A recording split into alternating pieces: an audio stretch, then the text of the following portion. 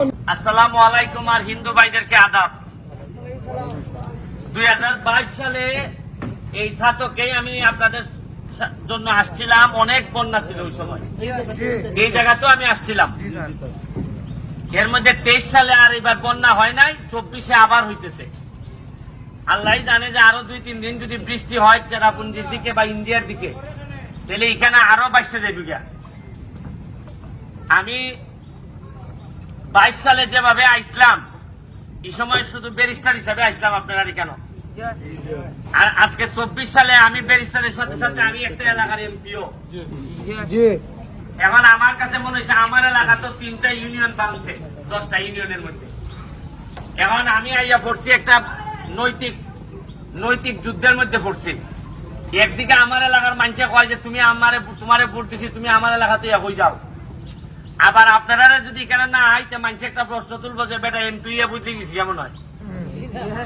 এখন আমি এখানে আইসি যে সবচেয়ে বড় কথা হইলো যে ত্রাণ লইয়া আসারটা এটা বড় না, বড় হইল গিয়া সারা বাংলাদেশে বিশেষ করে মাননীয় প্রধানমন্ত্রী জননেত্রী শেখ হাসিনারে আমি দেখাইতাম আইছি যে এইভাবে যদি চলতে থাকে বছরের পর বছর সিলেট সুনামগঞ্জে যদি এইভাবে বন্যা হয়, তাহলে সিলেটের বেশিরভাগ সুনামগঞ্জের বেশিরভাগ মানুষ অর্থনৈতিক ভাবে ধ্বংস হয়ে যাবে।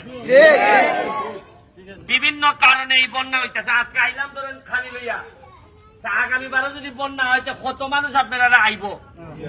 নিশ্চয় আমাদের কোনো না কোনো জিনিস আছে যে কারণে এইবার বন্যা ডেলি বছর বছর হইতেছে। কোন একটা কারণ তো আছে। ওই আমরা যা আছে গর্ত ভরাট করে লেছি, রাস্তাঘাট ভরাট করে আমরা এখানে দোকান ভাট বানাইছি, যেখানে পানি থাকার কথা এখানে আর পানি নাই, দখল করছি আমরা। আবার অনেক ক্ষেত্রে বলা হয় যে কিশোরগঞ্জে একটা রাস্তা হয়েছে, এটা প্রমাণ নাই যে একটা বড় রাস্তায় পানি আটকাই রাখে কিনা, এই কারণে হইতে পারে কিনা সিলেটের। এখন আমি আইছি আপনাদেরকে সারা বাংলাদেশে দেখাইতাম যে কিভাবে পানি উঠতেছে মানুষের ঘরে ঘরে।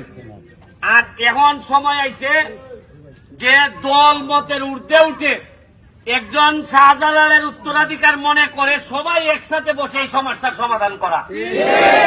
এখন সমস্যার সমাধান আইলে আমি যদি বই যাবে না বা আমি সরকারি দল আর তাইন বিরোধী দল, তাইন অমুক দল তমুক দল, ইতার সময় উঙ্কা না, এই ভুঙ্গাভুঙ্গির সময় এখন না। এখন মানুষের ঘরে ঘরে খানি ফাটানির সময়। আর ইতার আসল সময় ভুঙ্গাভুঙ্গি করেন দিক করতে মানুষের নেতা হলে বেশি দাম দেয় না। উনকা আমার লোক পানি পায় না, আমার লোক খানি পায় না, উনকা খের দল যে খানি লিয়ে আইব ইয়ত্তি আমার আপন মানুষ। আমি ওইটাই কইতাছি যে যারা তরুণ ইয়াং আছে তারা কইলে ভাই মানুষ এখন মানুষ দেখতে চায় তোমার রক্তের মধ্যে মানুষের সেবা করার উপাদান আছে। মানুষ এখন চোখ দেখলেই বুঝে তুমি 2 নম্বর কিনা, মানুষ এখন সাউন্ড শুনলেই বুঝে যে তুমি টাকা মাইলে দেও কিনা। মনে করেন এটা একদিনের ভাবের ফসল না, বহুদিনের ভাবের ফসল। ইয়া পানি আমরা শরীরে উঠতেছে। উন্নয়ন প্রকৃতিরে হাত দিলে প্রকৃতি এক সময় এই হাত ফুরাই দেয়। ওই আমার এলাকার বালু তুলিয়া চা বাগান ধ্বংস করতেছ, ওই আমি এমপি বার পর সব সাইজ করে দিলাইছি।